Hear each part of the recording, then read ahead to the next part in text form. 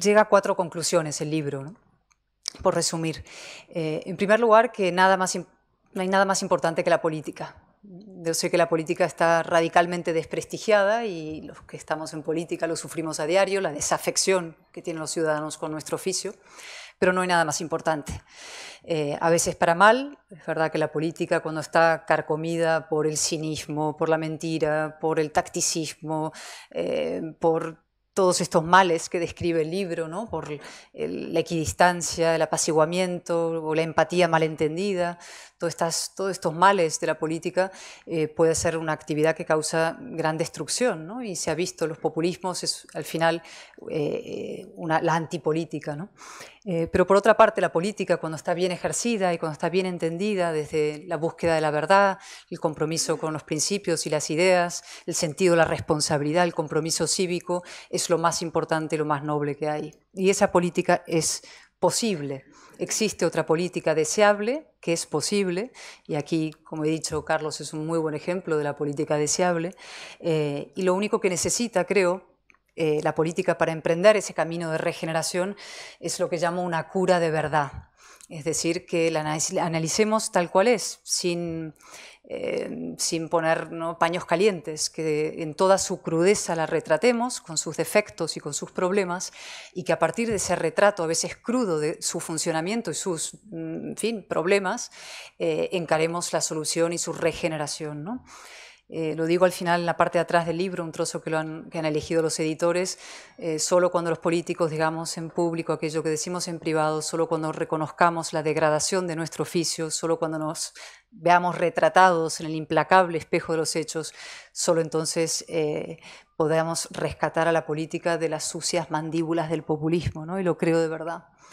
La tercera conclusión del libro es que España no está condenada a la decadencia, ¿no?, a la declinación, que es una palabra muy bonita que se utilizaba en el siglo XVI. En mi época de historiadora lo estudiaba, ¿no? Esos textos del siglo XVI y el XVII, se hablaban, los arbitristas se lamentaban de la declinación española, ¿no?, de esa crisis española permanente. Lo que yo digo es que España no está condenada a sufrir otra declinación, otra decadencia como la que está empezando a sufrir a manos de este gobierno, a convertirse en un país menguante, marginal, mendicante, ¿no? Y que hay una actitud de optimismo combativo que es necesario para poner en pie una nueva etapa en España a partir del fortalecimiento del orden constitucional, ¿no? Y la última conclusión, que es la más importante quizá, es que para que eso ocurra, para que la España constitucional tenga continuidad y fortaleza, hace falta dar eso que se llama la batalla cultural, es decir, la batalla de las ideas, ¿no? Muchas veces desde el centro derecha creemos que los gobiernos de izquierdas caen como fruto maduro, ¿no?, que acaban, digamos, desplomándose por su propia incompetencia o incapacidad. Y también creemos que los ciudadanos, pues, al final van a tener que recluir al voto útil y te acaban votando a ti porque eres la única alternativa que está ahí. Y yo no estoy de acuerdo con ninguna de las dos cosas. Yo creo que los gobiernos no caen como fruta madura y creo que no hay un voto útil ni un votante cautivo, sino que a los votantes hay que convencerles y ganarles. Y que para eso es esencial hoy en día una batalla cultural. Y esa batalla cultural consiste en el caso de España, en dar una muy dura contienda ideológica, política y moral a esa alianza identitaria que representan Sánchez y sus aliados. Son los reaccionarios, los nuevos reaccionarios, que se hacen llamar progresistas, pero lo que buscan es una involución de España a tiempos oscuros, ¿no? Hay elementos de guerra civilismo lamentables en su ecuación, hay elementos de identitarismo, de xenofobia, de ruptura frente al reformismo que supuso la transición, y a todo eso tenemos que contraponer una alternativa muy, muy nítida y muy clara. Y eso es lo que defiende este libro. La necesidad de hacerlo, la posibilidad de hacerlo. A veces te van a llamar indeseable si lo haces, te van a llamar fascista, te van a llamar machista, te van a llamar de todo. Eso entra en el orden natural de las cosas, porque España es un extraño país en el que el centro y la moderación lo deciden los más radicales, es decir, la izquierda y el nacionalismo. Esa es la gran anomalía española, que el centro y la moderación lo decidan nada menos que fuerzas reaccionarias y antimodernas y anticentristas. y por tanto eso lo que requiere es simplemente que no estemos esperando que la izquierda nos llame moderados y nos reparta el carnet de demócratas, sino plantar cara y defender nuestras ideas sin complejos y con claridad. En el año 19, en Europa, el Parlamento Europeo condenó en una resolución ambos movimientos totalitarios, ¿no?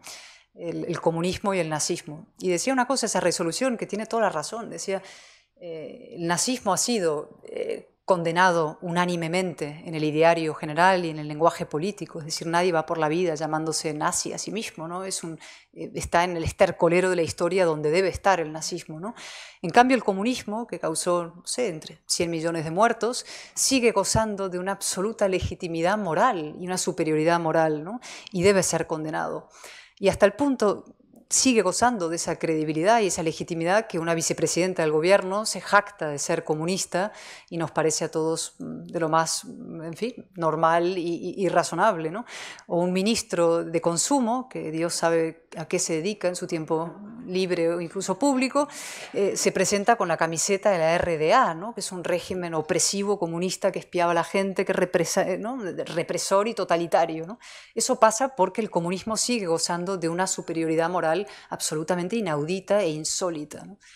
Eso en el caso español se une a nuestra propia historia y a las resacas morales del franquismo, ¿no? Seguimos bajo la égida de que pues, la derecha tiene que pedir perdón por existir, aunque sea una derecha democrática, una derecha que no tiene ninguna vinculación con el franquismo ni ningunos perdones que pedir, ¿no? Y en cambio la izquierda se mantiene una especie de derecho innato a repartir los carnés de moderación y de democracia. Y eso ocurre no solamente en la izquierda más teóricamente socialdemocracia razonable, sino hasta la gente del entorno frapero, por ir a Pablo Iglesias, es decir, gente que viene del puro mundo de la marginalidad y de la ruptura, o hasta gente de Bildu, gente, insisto, que hace 2 telediarios estaba celebrando asesinatos y que ahora ni siquiera los condena, se permite el lujo de decidir quiénes somos demócratas y quiénes no lo somos. Bien. Y lo inaudito, lo insólito y lo rarísimo, rarísimo, es que mucha gente en el espacio de centro-derecha acepta sumisa ese estado de cosas, ¿no?